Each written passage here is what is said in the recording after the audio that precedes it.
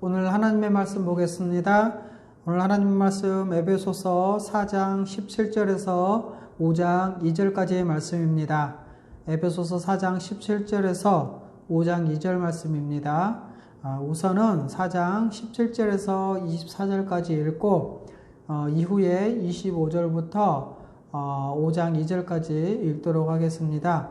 먼저 에베소서 4장 17절부터 24절까지 읽도록 하겠습니다. 그러므로 내가 이것을 말하며 주 안에서 증언하노니 이제부터 너희는 이방인이 그 마음에 허망한 것으로 행함같이 행하지 말라. 그들의 총명이 어두워지고 그들 가운데 있는 무지함과 그들의 마음이 굳어짐으로 말미암아 하나님의 생명에서 떠나있도다. 그들이 감각 없는 자가 되어 자신을 방탕에 방임하여 모든 더러운 것을 욕심으로 행하되 오직 너희는 그리스도를 그같이 배우지 아니하였느니라. 진리가 예수 안에 있는 것 같이 너희가 참으로 그에게서 듣고 또한 그 안에서 가르침을 받았을진데 너희는 유혹의 욕심을 따라 썩어져가는 구습을 따르는 옛사람을 벗어버리고 오직 너희 심령이 새롭게 되어 하나님을 따라 의와 진리의 거룩함으로 지으심을 받은 새 사람을 입으라. 아멘. 오늘은 하나요 한 몸의 지체로서 살아가는 구체적인 실천에 대해서 여러분에게 말씀을 전해드리도록 하겠습니다. 우선 지난주 내용을 살펴보면 하나 되게 하신 것을 힘써 지키라 라고 말씀하셨죠. 그렇게 하신 것은 바로 부르심에 합당하게 행하는 것이라고 말씀드렸습니다. 그리고 이렇게 하나 되게 하신 것을 힘써 지키는 것, 그것에 대한 덕목과 또 그 이유에 대해서도 말씀을 드렸습니다. 이처럼 한몸된 하나인 교회는 목사의 도움을 받아서 또 성도들이 자라가고 그래서 그리스도의 봉사일을 하며 또 그리스도의 몸을 세우고 사랑으로 하나 되어지고 진리로 하나 되어져서 예수께로 자라간다라고 말씀을 드렸습니다. 오늘은 하나됨을 힘써 지키는 덕목을 전제로 훨씬 더 적극적이고 또 공격적으로 다른 사람의 삶에 더 개입하고 뛰어들어서 다른 사람을 돕고 섬기며 살아가는 것에 대해서 여러분에게 말씀을 전해드리도록 하겠습니다. 첫 번째는 하나요 한 몸으로서 살아가기 위해서 날마다 새 사람을 입으라 라고 말씀하고 있죠. 우선 17절 말씀 보면 이방인같이 행하지 말라 라고 합니다. 이것은 다시 말해서 새 사람으로서 새 사람답게 살라고 하는 것입니다. 우리가 지난 시간에 말씀드렸던 것처럼 존재는 그 존재에 합당한 삶이 있다고 말씀드렸죠. 바로 우리는 새 사람이 되었기에 새 사람답게 살아야 하는 것이죠. 왜 성경은 이렇게 말씀하고 있는 것입니까? 바로 자기가 어떤 존재인지를 알아야 한다는 것입니다. 내가 어떤 존재인지를 다시 확인하고 믿음으로써 다시 새롭게 되어야 된다는 것이지요. 왜 그렇습니까? 왜냐하면 자신이 어떤 존재인지를 분명히 알지 못하는 사람은 앞에서 말씀드렸던 것처럼 하나 되게 하신 것을 힘써 지킬 이유도 모릅니다. 또 그렇게 지키지도 않죠. 그리고 함께 힘을 모아서 서로 섬기고 봉사한다는 것도 이해되지도 않고요. 그렇게 하지도 않습니다. 그리고 그리스도에게 자라갈 수 없기 때문에 그렇기도 하죠. 또 심지어 우리가 읽지는 않았지만 차후에 읽을 거지만 25절부터 나오는 다른 사람을 위한 삶에 뛰어들지도 못한다는 것입니다. 그렇기 때문에 지금 내가 어떤 존재인지 이것을 날마다 항상 확인해야 한다는 것이죠. 이것은 바로 복음을 다시 듣고 다시 말해서 그리스도 안에서 내가 어떤 존재인지 어떤 존재로 뒤바뀌었는지 어떤 은혜를 받았는지 그리고 어떤 능력을 가지게 되었는지 또 누가 나와 함께 하시는지 이것을 알아야 한다는 것입니다. 17절에는 이렇게 말씀하고 있죠. 조금 전에도 말씀드렸던 것처럼 이방인같이 행하지 말라라고 말씀하고 있죠. 이 말은 무슨 말입니까? 이방인처럼 될 수 있다라는 것이죠. 여러분, 우리 그리스도인들도 이방인, 다시 말해서 믿지 않는 불신자들처럼 행할 수 있다라는 것입니다. 그런데 성경은 이것을 막고 방지하기 위해서 이 말씀을 하고 있는 것이죠. 여러분, 성숙한 사람도 넘어질까 항상 조심해야 합니다. 이방인처럼 그 마음에 허망한 것으로 행하지 말라라고 하고 있죠. 자기만을 위해 사는 것, 이것이 바로 허망한 것으로 행하는 것인데, 이 마음에 허망한 것으로 행하지 말라고 합니다. 왜 그렇습니까?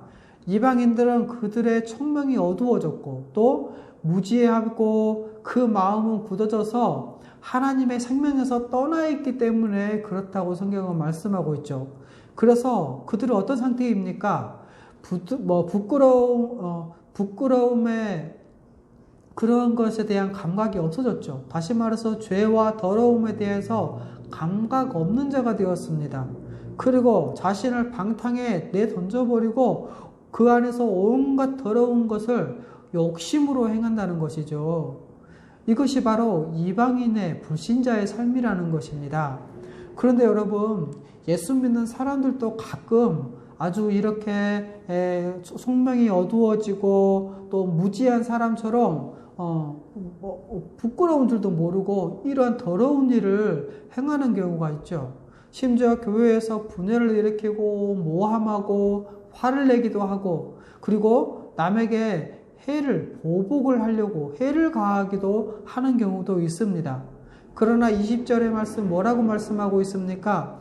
그러나 우리는 그리스도를 이같이 배우지 않았다라고 말씀하고 있습니다. 여러분, 우리는 예수 그리스도 그분이 어떤 분이신지, 우리를 그 죄악과 죽음의 구렁텅이에서 건지시기 위해 어떤 일을 행하시는지 배웠습니다. 하나님이 그리스도를 통해서 우리에게 어떤 은혜와 용서를 베푸셨는지 그래서 우리는 알고 있죠. 또 우리는 예수 그리스도가 어떻게 하나님께 순종하며 그 거룩과 의를 이루어 가셨는지도 배웠습니다. 이렇게 우리는 예수 그리스도가 어떻게 사셨는지도 알고 또 그분이 무엇을 우리에게 가르쳐 주시는지도 배웠죠. 우리는 예수 그리스도의 임재와 그 도움으로 우리 주님께 순종하며 그분의 발자취를 따라 살아가는 그러한 법도 말씀을 통해서 배웠다라는 것입니다. 여러분, 그분이 승천하시고 주가 되셨죠. 그리고 성령을 보내셔서 교회를 이루셨습니다. 그리고 이 교회를 통해서 무엇을 꿈꾸는지도 우리는 알고 있습니다. 그래서 이 교회를 통해서 우리에게 주신 것도 알고 또 어떻게 우리가 살아야 할지 다 말씀해 주셨고 이 교회에 목사까지 주셨습니다. 그분의 임재 가운데서 목사를 통해서 그리스도를 배웠고 또 그리스도로부터 우리는 배웠죠. 그래서 교회의 직분자를 주셔서 또 우리를 도와주십니다. 그렇기 때문에 우리가 좀 모를 수가 없다라는 것이죠. 그런데 여러분, 어떻게 이 이방인의 삶, 불신자의 삶으로 다시 돌아갈 수가 있겠습니까? 여러분, 이것은 상상도 할 수 없는 일입니다. 우리가 예수 그리스도를 생각하면 그러한 이 옛사람의 삶으로 돌아갈 수도 그리고 거기에 머물 수도 없습니다. 자, 그러면 어떻게 해야 합니까? 22절에서 24절 말씀은 이렇게 하고 있죠. 날마다 옛사람을 벗어버리고 새 사람을 입으며 살아가라고 말씀하고 있습니다. 여러분, 옛사람은 예수 믿기 전 그러한 존재를 말하는 거거든요. 근데 성경은 옛사람을 벗어버리라 라고 말씀하고 있죠. 이렇게 성경이 말씀을 하니까 나는 아직 옛사람인가? 라고 생각할 수도 있습니다. 하지만 아닙니다. 우리는 이미 새 사람이 되었죠. 성도는 이미 옛사람을 벗어버린 자입니다. 이미 그리스도 안에 거한 새 사람이라는 것이죠. 그러면 왜 성경은 옛사람을 벗어버리라 라고 하고 있습니까? 도대체 이게 무슨 말일까요? 여러분, 성도는 이미 새 사람이 되었지만 옛사람의 생각이나 그런 행동의 삶의 방식이 남아있기 때문에 그렇습니다. 속이는 욕심, 또 정욕에 따라 살아가는 이러한 과거의 삶, 이 불신자의 삶, 예수님 믿기 전에 이러한 삶의 방식에 미혹될 수 있다라는 것이죠. 그러나 여러분, 그것은 썩어가고 부패해가는 옛사람의 존재, 옛사람인 그러한 존재의 것이기 때문에 이미 새 사람 된 이 새 사람으로서는 절대로 새 사람의 삶으로는 받아들일 수 없다라는 것입니다. 여러분, 옛사람이 아닌데, 우리는 이미 새 사람이 되었고 옛사람이 아닌데 옛사람처럼 살아가는 것은 아주 어리석은 일입니다. 그러한 삶은 아주 나쁜 열매를 많이 맺게 되는 것이죠. 특별히 여러분, 목사나 장로와 같이 또 그 외에 교회의 중요한 직분을 맡은 자들은 절대로 그 사람의 말이라든가 심지어 생각의 끝자락까지도 철저히 경계하고 새 사람으로서 오직 하나님의 거룩하심만 쫓아 살아가는 것이 마땅합니다. 여러분, 성도는 앞에서 말씀드린 것처럼 이미 새 사람이 되었다라고 했죠. 성도는 그랬기 때문에 이 옛사람의 삶의 방식을 싫어합니다. 혐오합니다. 그리고 그 옛사람의 방식에 따라 살지 않기 위해서 이미 옛사람을 벗어버렸다고 믿고 있죠. 이것을 믿고 날마다 또 실제로 이 옛사람을 벗어버린 자처럼 살기 위해서 애쓰며 살아갑니다. 이렇게 우리는 옛사람을 벗어버린 자입니다. 그럼에도 우리는 옛사람의 것에 유혹을 받는 경우가 있죠. 왜냐하면 죄로 오염되고 얼그러진 세상에 살고 있기 때문에 우리의 환경 또 우리의 여러 가지 상황 속에서 지속적으로 미혹이 들어옵니다. 그래서 우리는 이런 것들과 매일 항상 늘 싸워내야 한다는 것이죠. 그런데 여러분, 이런 것에 대항해서 혼자 싸우지 못한다는 것입니다. 혼자 싸우면 100에 100 다 실패한다고 했죠. 그래서 우리 하나님이 그리스도 안에서 한 성령으로 우리를 한 몸으로 만드셨고 각 사람을 지체로 두셨습니다. 그리고 이 모든 사람이 나를 위해 움직인다라는 것이죠. 얼마나 큰 은혜입니까? 그 결과로 내가 그리스도의 충만한 가운데, 그리스도의 그 능력 가운데 온전해지고 그리스도에게로 나간다는 것을 알게 된다는 것이죠. 그래서 다른 사람의 도움이 우리에게는 필요한다는 것입니다. 여러분, 우리가 지난 시간에 말씀드렸던 것처럼 성도는 목사가 돕잖아요. 그리스도의 온전한 장성의 분량에까지 나아갈 수 있도록 목사가 돕는데, 그렇다면 목사는 누가 도와줍니까? 현재 여러분 교회 상황에서 목사가 잘못한 것에 대해서 경고해 줄 수 있는 사람이 그리 많지 않습니다. 그런데 목사님들 사이에서는 이런 말이 있죠. 물론 이 말이 교회 안에서도 인정되어지고 있습니다. 그게 무슨 말이냐? 목사와 성도들과는 적당한 거리를 두고 지내야 된다라고 말하는 것이죠. 그리고 성도들도 목사의 삶에 대해서 깊이 알려고 하지도 않습니다. 그 이유가 뭡니까?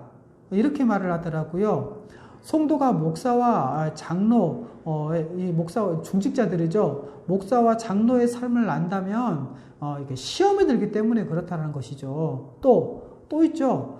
목사가 목회하는데 약점을 보이면, 목회하기 힘들다라고 말합니다. 충분히 여러분 그럴 수 있고요. 현재 교회 상황에서 그런 경우도 허다합니다. 목회자 또 장로와 목사의 약점을 잡아가지고 교회를 공격하고 교회를 분열시키는 경우가 참 많죠.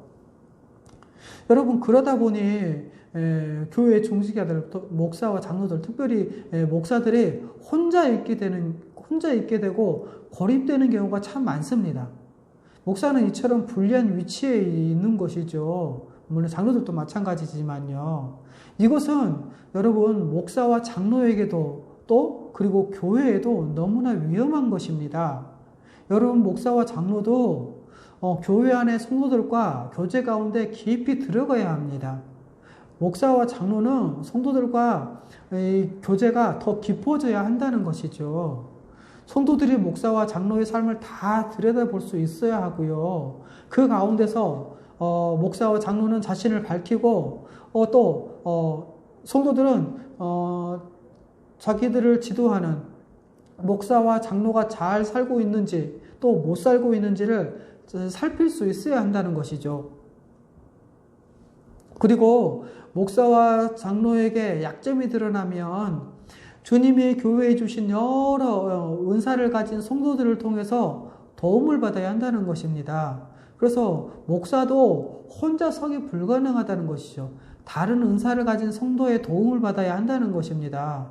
만일에 목사와 장로의 어떤 약점이 있을 때 누군가가 야 목사님이 이런 약점이 있어 라고 했을 때 어떤 성도들이 그래? 라고 하면 즉시 공격이 들어가잖아요. 그런데 목사님에게 또 장로님에게 이런 약점이 있어 라고 했을 때 그거 알아 라고 했을 때 그런데 왜 가만히 있어 라고 했을 때 어떻게 합니까? 성도들이 그것을 도와준다는 것이죠. 이처럼 목사와 장로는 성도들의 도움을 받아야 한다는 것입니다. 이렇게 우리는 교회 모든 성도들이 한 몸으로서 목사와 장로뿐만 아니라 모든 성도들이 날마다 옛사람을 벗어버리기 위해서 애써야 한다는 것이죠. 또 성경은 심령이 새롭게 되라고 말씀하고 있습니다. 여러분 여기서 새롭게 된다는 것은 현재 시제로 말하고 있는데요. 무슨 말이냐? 지속적이며 반복적으로 행해야 된다는 것이죠. 다시 말해서 심령이 새롭게 되라 라고 하는 것은 지속적이고 반복적으로 행해야 된다는 것입니다. 여러분 성도는 날마다 지속적이고 반복적으로 새롭게 되어야 합니다. 그런데 여러분 교회는 종종 이런 이야기들을 하는 분들이 있어요.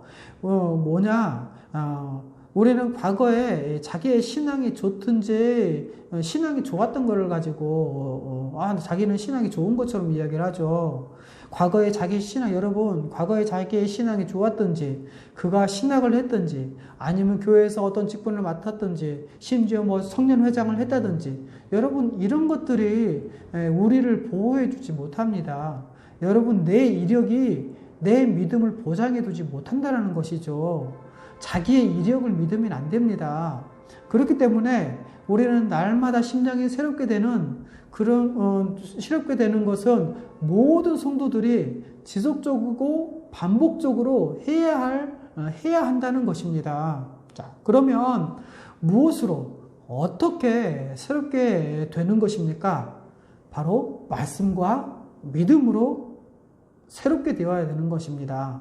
성경, 하나님의 말씀, 예수 십자가의 복음이 가장 근본적인 수단이라는 것이죠. 그리고 이것을 분명히 알고 참되게 믿고 날마다 그 말씀과 믿음을 가지고 새롭게 해야 된다는 것입니다.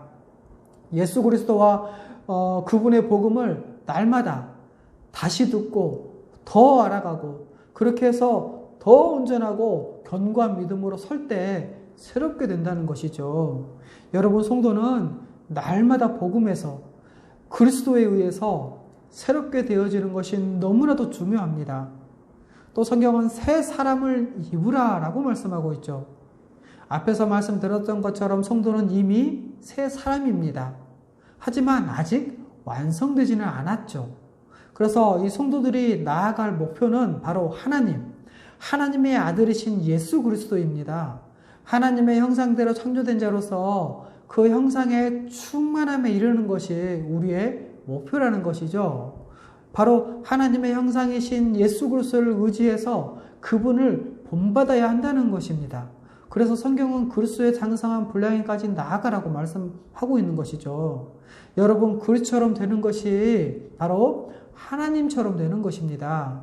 또 우리는 의와 거룩함을 추구함으로 하나님의 형상을 따르는 또 지어졌고 그렇게 살아가는 사람들이죠. 그래서 골로새서 3장 9절에서 10절은 이렇게 말씀을 하고 있습니다. 너희가 서로 거짓말을 하지 말라. 옛사람과 그 행위를 벗어버리고 새 사람을 입었으니 이는 자기를 창조하신 이의 형상을 따라 지식에까지 새롭게 하심을 입은 자니라 라고 말씀을 하고 있죠. 여러분 골로새서 3장 10절 말씀에 이제 방금 읽었던 말씀 보면 새 사람을 입었으니 라고 말씀을 하고 있죠. 이것은 이미 이루어진 것입니다. 이것을 바로 직설법, 법이라고 말하는 것이죠. 새 사람을 입었으니 라고 하는 것은 이미 이루어진 것인데 그것을 직설법이라고 합니다. 그리고 에베소서에서는 새 사람을 입으라 라고 말씀하고 있죠. 이것을 명령법이라고 합니다. 그래서 여기서 잠깐 직설법이 뭐고 명령법이 무엇인지 먼저 말씀을 드리도록 하겠습니다. 잘 들어보십시오. 우리 모든 성도는 믿음으로 말미암아서 그리스도 안에서 모든 것을 받았죠. 다시 말씀드리겠습니다. 우리 모든 성도는 믿음으로 말미암아서 그리스도 안에서 모든 것을 이미 받았습니다. 이것은 은혜죠. 근데 이것을 가리켜서 직설법이라고 합니다. 그리고 우리는 또 하나님의 뜻대로 합당한 그 삶을 살도록 명령도 받았죠. 거룩하게 살라는 명령도 받았습니다. 이게 바로 명령법입니다. 다시 말해서 그리스도 안에서 이미 성도가 되었고 은혜를 받아야 하나님의 뜻대로 거룩하게 살아갈 수 있다라는 것입니다. 그렇기 때문에 여러분 명령법은 직설법에 근거를 하고 있다라는 것이죠. 좀 더 쉽게 표현하면 은혜가 있어야 거룩하게 살 수 있다라는 것입니다. 은혜가 직설법이라면 거룩하게 사는 게 명령법이라는 것이죠. 그런데 여러분 이 순서는 절대 바뀔 수가 없습니다. 물론 성경 본문에서 이 순서가 직설법이 먼저 나오고 그 다음에 명령법이 나오는 경우가 있어요. 그렇지만 그것은 뭐냐? 바로 이 명령법이 나오는 것은 직설법을 전제로 하고 있다라는 것입니다. 그게 바로 빌립보서 2장 12절에서 13절 말씀 보면 확인할 수 있는데 읽어보겠습니다. 빌립보서 2장 12절 13절에 이렇게 말씀하고 있죠. 그러므로 나의 사랑하는 자들아 너희가 나 있을 뿐 아니라 더욱 지금 나 없을 때에도 항상 복종하여 두렵고 떨림으로 너희 구원을 이루라 라고 말씀하고 있죠. 이것이 명령법입니다. 그리고 직설법이 나오죠. 너희 안에 행하시는 이는 하나님이시니 자기의 기쁘신 뜻을 위하여 너희에게 소원을 두고 행하게 하시나니 이게 직설법이라는 겁니다. 다시 말해서 12절에 항상 두렵고 떨림으로 구원을 이루라 라고 하니까 내가 구원 안 받았나? 라고 생각할 수 있어요. 이미 내가 구원받은 거 아닌가? 혹시 내가 구원에서 되어들 수 있나? 라고 하는 건데 그게 아니고 이거는 명령법이라는 거죠. 그리고 이 명령법은 직설법을 전제로 한다고 그랬잖아요. 그래서 13절에 뭡니까? 우리 안에서 이미 그렇게 할 수 있도록 도우시면서 이 일을 우리 하나님이 행하신다는 것입니다. 그리고 이 직설법은요, 명령법으로 나아갑니다. 다시 말해서 이렇게 얘기할 수 있는 거죠. 우리는 그리스도를 믿음으로 구원을 받았죠. 다시 말씀드릴게요. 우리는 그리스도를 믿음으로 구원받았습니다. 이게 뭡니까? 직설법이죠. 그렇죠? 우리는 그리스도를 믿음으로 구원을 받았습니다. 이미 은혜를 받았잖아요. 그러므로 이제 그리스도를 의지하며 그분처럼 살아나라는 것이죠. 이것은 명령법, 거룩함으로 살아나는 명령법입니다. 여러분, 먼저 직설법의 은혜가 있고요. 그 다음에 거룩을 요구하는 명령법이 나온다라는 것입니다. 혹시 성경에서 명령법이 먼저 나오고 나중에 직설법이 나올 때는 직설법을 전제로 명령법을 말씀하고 있다는 걸 여러분 기억하십시오. 이렇게 이제 성경은 날마다 심령이 새롭게 되어 새 사람을 입고 이렇게 의와 거룩함의 삶을 살아가라고 하죠. 이때 더 적극적으로 하나요 한 몸인 교회적 존재로 살아갈 수 있기 때문에 성경은 이렇게 말씀하고 있습니다. 자, 그리고 이제 하나요 한 몸인 지체로 살아가기 위한 그런 구체적인 실천을 어떻게 해야 되느냐라는 것인데요. 이것은 바로 에베소서 4장 25절에서 5장 2절 말씀에 나와 있습니다. 말씀을 읽어드리도록 하겠습니다. 그런즉 거짓을 버리고 각각 이웃과 더불어 참된 것을 말하라. 이는 우리가 서로 지체가 됨이라. 본을 내어도 죄를 짓지 말며 해가 지도록 분을 품지 말고 마귀에게 틈을 주지 말라. 도둑질하는 자는 다시 도둑질하지 말고 돌이켜 가난한 자에게 구제할 수 있도록 자기 손으로 수고하여 선한 일을 하라. 무릇 더러운 말은 너희 입 밖에도 내지 말고 오직 덕을 세우는데 소용되는 대로 선한 말을 하여 듣는 자들에게 은혜를 끼치게 하라. 하나님의 성령을 근심하게 하지 말라. 그 안에서 너희가 구원의 날까지 인치심을 받았느니라. 너희는 모든 악독과 노함과 분냄과 떠드는 것과 비방하는 것을 모든 악의와 함께 버리고 서로 친절하게 하며 불쌍히 여기며 서로 용서하기를 하나님이 그리스도 안에서 너희를 용서하심과 같이 하라. 5장 1절입니다. 그러므로 사랑을 받는 자녀같이 너희는 하나님을 본받는 자가 되고 그리스도께서 너희를 사랑하신 것 같이 너희도 사랑 가운데서 행하라. 그는 우리를 위하여 자신을 버리사 향기로운 제물과 화목 제물로 하나님께 드리셨느니라. 아멘. 먼저 25절은 거짓을 버리고 각각 그 이웃과 더불어 참된 것을 말하라 라고 말씀하고 있죠. 여러분, 거짓되거나 피상적인 관계를 중단하라는 것입니다. 여러분, 거짓은 이렇게 한 몸을 이루고 있는 지체로서 진실된 관계를 이루려고 하지 않는 것을 말합니다. 그것이 거짓이라는 거죠. 진실하게 대하지도 않고 진리에 의거해서 관계를 이루려고 하지 않는 것이죠. 그렇기 때문에 당연히 피상적인 관계밖에 될 수 없습니다. 물론 거짓말을 하면서 신뢰관계가 형성되지 않는 것은 말할 것도 없겠죠. 근데 또 이런 경우도 있죠. 같은 교회를 오랫동안 같이 다니면서도 그 사람을 모릅니다. 또 알고 싶어 하지도 않죠. 그러면서 가끔 오다 가다 만나면 인사 정도는 하죠. 안녕하세요 집사님, 안녕하세요 권사님 이라고 합니다. 또 가벼운 이야기 정도 하죠. 어떻게 잘 지내시죠? 네, 다음 주에 뵐게요 라고 가벼운 이야기 정도만 하지 더 깊이 있는 얘기를 하지 않습니다. 이런 것이 바로 피상적인 관계고 이것은 진리가 기반되어 있지 않는 관계라는 것이죠. 또 진실을 말하라고 하고 있죠. 여러분, 진실한 말을 통해서 진실하게 대하고 또 깊은 신뢰관계를 세워가면서 이 진리의 근거에서 참된 관계를 맺으라는 것입니다. 이루어가라는 것이죠. 여러분, 서로의 삶에 깊이 들어가야 합니다. 그리고 서로 사랑하는 마음으로 대해야 하고요. 친한 관계를 넘어서 진리 안에서 하나가 되어야 한다는 것입니다. 나 저 사람과 친해, 저 집사님과 저 권사님과 친해 라고 하는 그 정도의 관계에서 멈춰서면 안 된다는 것이죠. 그 친한 관계를 넘어서 진리 안에서 하나가 되어야 된다는 것입니다. 또 그리고 더 나아가서 깊이 있고 신뢰할 수 있는, 그래서 하나된 한 몸으로서 서로를 의지하며 살아가는 그런 깊은 관계를 유지해야 된다는 것이죠. 왜 그렇습니까? 왜 그렇게 해야 될까요? 성경은 이렇게 말씀하고 있습니다. 우리는 서로 지체가 되기 때문에요.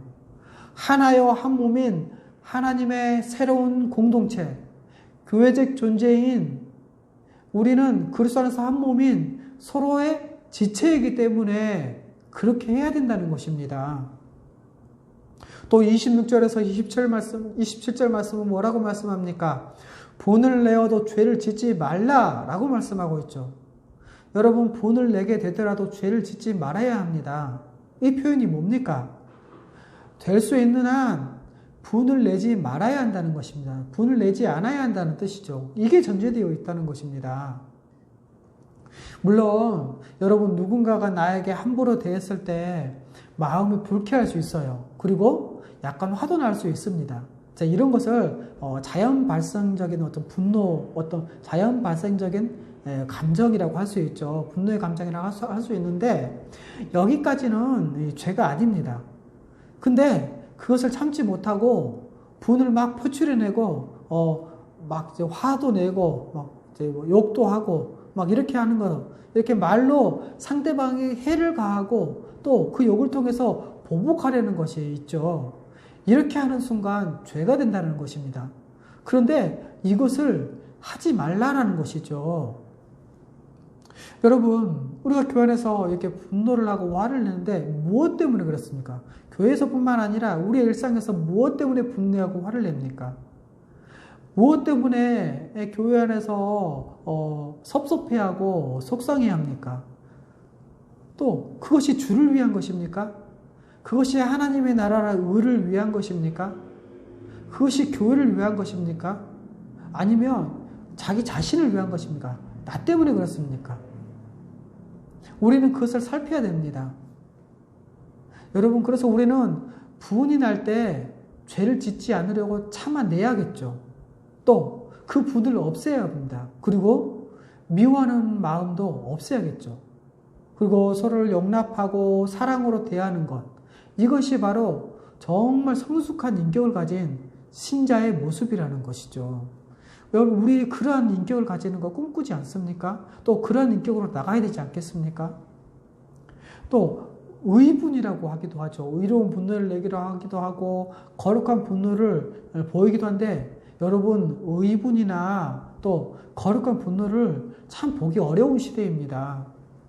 여러분, 교회 안에서 교회의 치리에 악의를 가지고 불순종하거나 또 예수 십자가의 복음을 의도적으로 거부하고 부정하고 왜곡하는 이런 것들에 대해서는 우리가 분명히 분노하고 해야 되겠죠.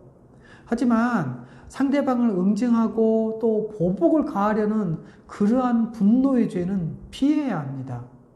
그것을 행위로 나타내지 않더라도 미움과 또 앙심, 또 보복하려는 마음을 품고 있다면 그건 죄가 된다는 것이죠. 어떤 지체가 과거에 잘못한 것을 마음에 품고 기억해 둡니다. 그러고 있다가 어떤 기회가 됐을 때 너 지난번에도 그랬는데 지금도 그러지? 라고 하면서 상대방의 분을 내는 것도 보복하려는 것이죠. 여러분, 그것도 죄입니다. 혹은 그 사람의 잘못을 지적하기도 하죠. 그러고 나서 쟤는 원래 저래 라고 하면서 쟤는 그래서 그런 일을 맡으면 안 돼 라고 하고 이 일에서 어떤 모임에서 배제시키거나 또 그 사람의 명예를 떨어뜨리려고 하는 것도 마찬가지로 죄입니다. 여러분, 미워하는 것, 이것조차도 성경은 살인죄에 해당된다고 말씀하고 있지 않습니까? 그래서 성경은 뭐라고 말씀합니까? 해가 지도록 분을 품지 말고 마귀에게 틈을 주지 말아야 한다고 말씀하고 있죠. 분을 품으면 반드시 마귀가 활동할 그 틈을 제공하기 때문에 그렇습니다. 여러분, 우리 기억합시다. 분노의 날, 이 분노의 날은 바로 화해의 날, 용서의 날이 되어야 합니다. 또 성경은 28절 이렇게 말씀하고 있습니다. 도둑질 하지 말고 자기 손으로 수고하여 구제하라고 말씀하고 있죠. 여러분, 이 당시에는 바울이 에베소서를 쓰는 이 당시에는 그리스도인들조차도 도둑질을 했다고 해요. 참 놀랍죠. 그런데 이런 도둑질의 이 방식이 실제로 훔치는 것도 있지만 어떤 방식으로 이 도둑질을 하냐면 급여를 제때 주지 않거나 미루는 경우도 있었대요. 그리고 급여를 깎는 방식으로 도둑질했다고 합니다. 이렇게 문화적으로 허용되어지는 도둑질이 있었었는데, 심지어 문화적으로 허용되어지는 듯한 이런 것조차도 절대로 하지 않아야 된다는 것이죠. 여러분, 수고하지 않고 부당한 이득을 구해서 다른 사람에게 해를 끼치는 일을 하지 말아야 합니다. 그리고 남에게 해를 가하고 부당하게 이득을 취하는 것, 그런 것들을 또 불법 프로그램이라든가 불법 다운로드 등 이런 것들도 다 도둑질에 해당된다는 것이죠. 자기가 정당하게 해야 할 일을 하지 않고 또 게으름을 피우거나 다른 사람에게 미루는 것도 도둑질에 해당된다는 것입니다. 여러분, 우리 직장생활을 하다 보면 그런 일을 참 많이 일어나죠. 예. 직장 상사가 후배한테 그러기도 하고, 또 권력의 지위에 좀 높은 사람이 낮은 사람한테, 혹은 힘이 있는 자가 힘이 없는 자한테 정당하게 자기가 해야 할 일을 하지 않고 게으름 피우면서 밑에 사람한테 미루는 경우가 참 많습니다. 이거는 거기뿐만 아니라 교회 안에서도 종종 일어나죠. 어떤 일을 맡았는데 하지 않고 그것을 통해서 다른 사람의 해를 입도록 하는 것도 넓은 의미에서는 도둑질에 해당된다고 할 수 있습니다. 여러분, 하나님은 우리가 선한 일을 하도록 우리를 구원하셨죠. 여기서 선한 일이라는 것은 다른 사람을 돕는 것을 말하는 것인데요. 주로 다른 사람을 돕는 것을 말하는 것인데, 하나님은 우리가 선한 일을 하도록, 다시 말해서 다른 사람을 돕는 자로 살아가도록 우리를 창조하시고 구원하셨다라는 것입니다. 그래서 우리가 구원받은 그 이유, 죽어서 천국 간다, 이렇게 단순하게 말할 수 없다라는 것이죠. 하나님께서 우리를 창조하시고 우리를 구원하신 그 이유가 무엇입니까? 다른 사람을 돕는 자로 살아가도록 우리를 창조하시고 구원하셨다는 것이죠. 그렇기 때문에 여러분 모든 성도는 이 구제라는 거룩하고 위대한 목표를 두고 자기 손으로 수고하고 그래서 다른 사람을 돕는 자가 되어야 된다는 것입니다. 여러분, 우리 교회마다 한 지역교회를 이루고 있죠. 이렇게 한 지역교회의 지체를 이루고 있는데 한 지역교회의 지체요 가족인 자들을 우리는 먼저 살펴야 합니다. 먼저 돌봐야 됩니다. 그래서 갈라디아서 6장 10절 이렇게 말씀하고 있죠. 그러므로 우리는 기회 있는 대로 모든 이에게 착한 일을 하되 더욱 믿음의 가정들에게 할지니라. 여러분, 강조점이 어디 붙어 있습니까? 모든 이에게 붙어 있습니까? 믿음의 가정에게 붙어 있습니까? 더욱 믿음의 가정들에게 할지니라 라고 하고 있잖아요. 또 우리는 여러분 구제를 하잖아요. 그런데 여러분 이 구제는 놀라운 은혜가 있습니다. 그게 뭡니까? 바로 구제를 받는 사람은요, 그 구제를 받음으로 인해서 가난에서 벗어납니다. 그리고 또 구제하는 사람은 탐욕에서 벗어난다는 것이죠. 놀랍지 않습니까? 구제를 받는 사람은 가난에서 벗어나고 구제하는 사람은 탐욕에서 벗어난다는 것이죠. 이렇게 구제를 받는 사람이나 구제를 하는 사람 모두가 다 하나님의 은혜를 누리게 된다는 것입니다. 이렇게 구제함이 얼마나 중요합니까? 그래서 이 구제하는 삶을 살아가는 사람은요, 그 사람의 인생은 가치 있는 인생이고요. 그 사람의 존재는 정말 고귀한 존재입니다.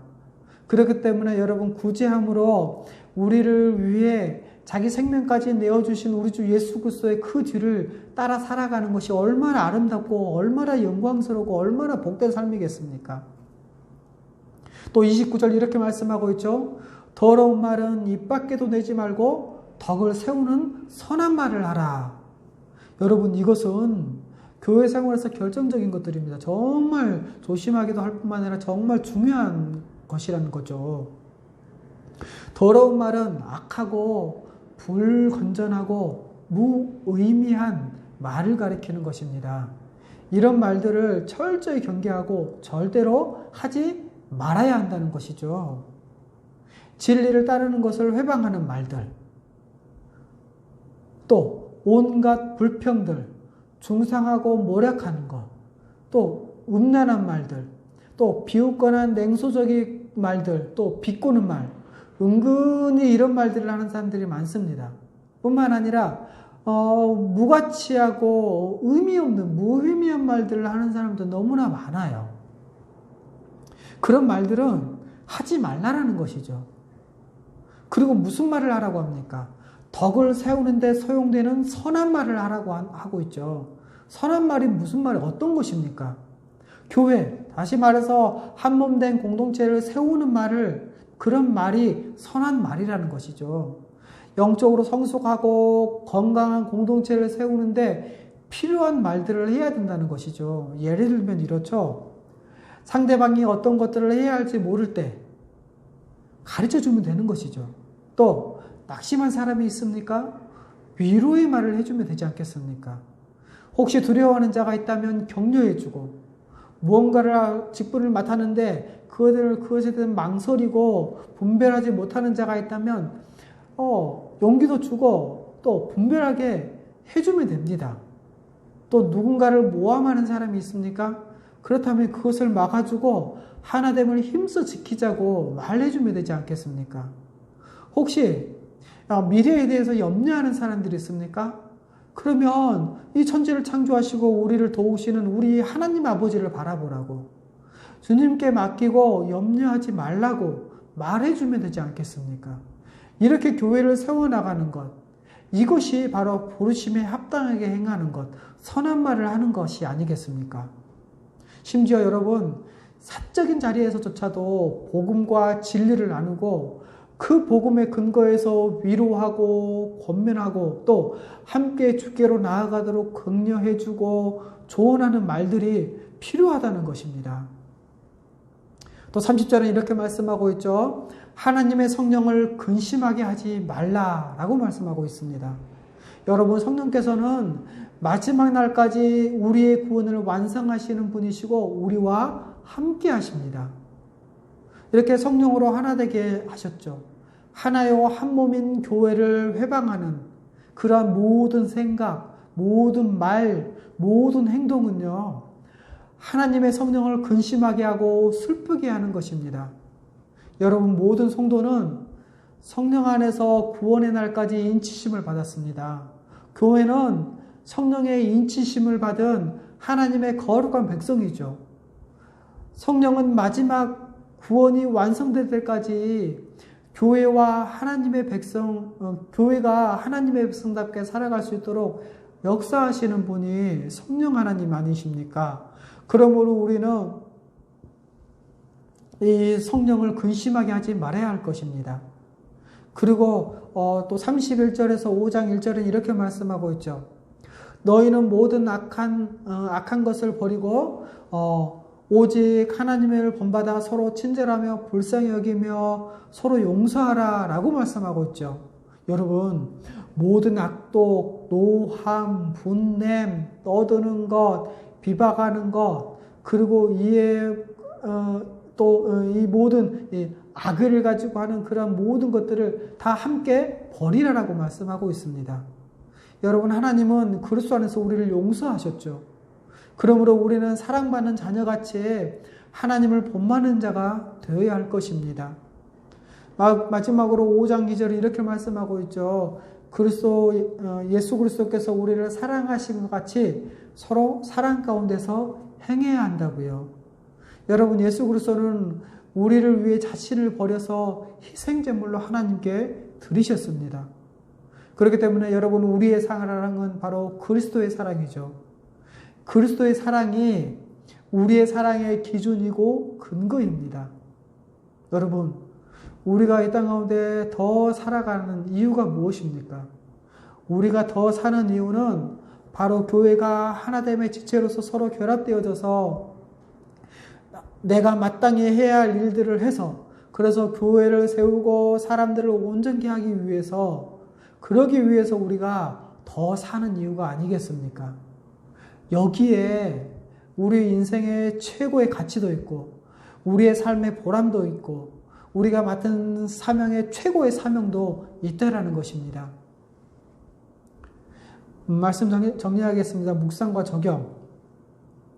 하나됨을 힘써 지키며 그리스도에게로 자라가기 위해서 함께 섬긴다는 것은 결국 한 지역교회에서 함께 신앙생활하는 지체를 사랑하고 또 용납하고 그래서 온전하게 하기 위해서 최선을 다해 적극적으로 돕는 것을 말하는 것입니다. 여러분, 겸손하고 온전하게 대하며 또 오래 참고 사랑으로 용납하는 것, 여러분 정말 중요합니다. 그런데 여러분, 거기서 끝나지 않습니다. 그 이상의 섬김을 해야 한다는 것이죠. 그래서 우선 이것을 위해서 진실하고 깊은 관계를 맺어야 합니다. 그리고 물질적으로 도울 필요가 있다면 도와야겠죠. 우리가 열심히 돈을 벌죠. 직장생활하고 사업을 하고 또 장사를 해서 돈을 법니다. 이렇게 열심히 여러분 돈을 벌어서 가족도 챙깁니다. 이렇게 가족도 챙기지만 교회의 성도들도 챙겨야 한다는 것이죠. 그리고 일상에 있어서도 깊은 교제를 해야 되겠죠. 그리고 말로 서로 이 교회를 세워나가야 한다는 것입니다. 물론 이 과정에서 갈등과 오해 또 섭섭함이 생기기도 합니다. 그렇더라도 이것을 오랫동안 마음에 품지 말고 즉시 해결해야 합니다. 그리고 오히려 자기를 부인하고 더 주님을 따라가는 그런 기회로 삼아야 하지 않겠습니까? 또 어떤 일이 있을 때마다 삼위 하나님을 생각하고 본받으며 따라가기를 힘써야 할 것입니다. 우리와 함께 하시며 우리의 구원을 완성해 가시는 성령님을 생각합시다. 그분을 근심하게 하거나 슬프게 하지 맙시다. 모든 것을 다해 자신을 대적하고 또 불순종한 우리를 용서하신 그 하나님을 또 우리는 생각합시다. 자기 스스로 하나님이 그냥 마음대로 살았던 우리 같은 죄인을 위해서 자기의 아들까지 내어주신 분이 우리 하나님이 아니십니까?